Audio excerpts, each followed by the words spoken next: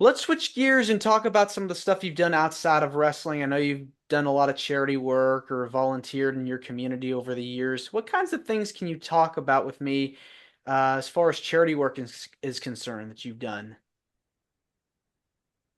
Oh man. Uh I I did a few things around here, some signings and give stuff away and auction stuff off. And I'm trying to get I've been talking to people and trying to get wrestling started here at the high school here. They've never had it. And so yeah, they got some stuff planned. Would like to have a pig roast and raise money and uh maybe help the wrestling team out. So and I'm supposed to go. My buddy, his wife is a principal at the middle school, and I'm supposed to go talk to some ninth graders. I think here in a couple weeks about uh, my life and my jobs. I worked in a hospital, so I was always working, intermingling with people. And they wanted to hear what it's like, to work around a lot of people, important people, and how you should act and how you should treat people and respect and you know, just the basic stuff in life. Well, let's talk about that. You had worked at a hospital for a while? Yeah, I was a male nursing assistant in Princeton, West Virginia.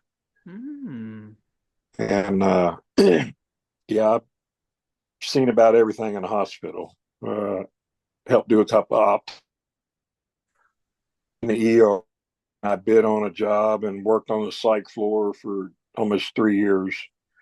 So I've always been around, taking care of people and looking after people. And I've worked in surgeries, and so I've did a little bit of everything in the hospital.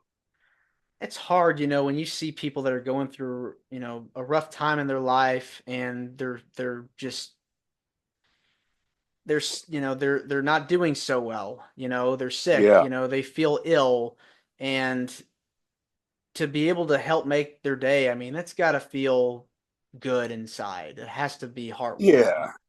And sometimes I would it would affect me so much working on the psych floor that I would bring my work home, and worry about it and think about it. But you can't do that because I mean you just can't do that in that business, really. I mean, you can have emotion, but it's really something you got to stay in touch with and keep control over. But I enjoyed it, and just seeing somebody get better that you didn't think would is satisfying. Is there like a story that you'd like to share about like helping a patient or talking to a patient that you can recall? uh Man, it was a long time ago, but some stick out. I know we had a guy. He was, schizophrenic, and he was a big guy. He was as big as me, if not a little bigger back then. Uh, and they were going to transfer him from Princeton up to St. Albans, which is a state hospital. And he had really grown attached to me on our unit in Princeton.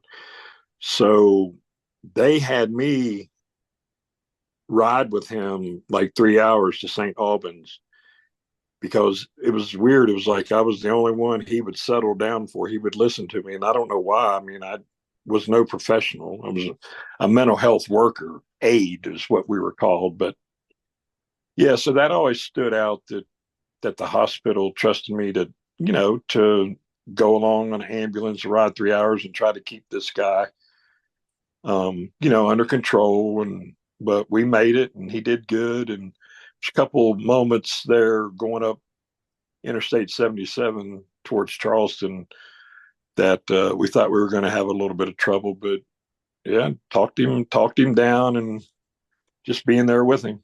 Yeah, I mean, you have to do what you can, to help these people that are really going through just a hard, just really, they're going through so much. Yeah.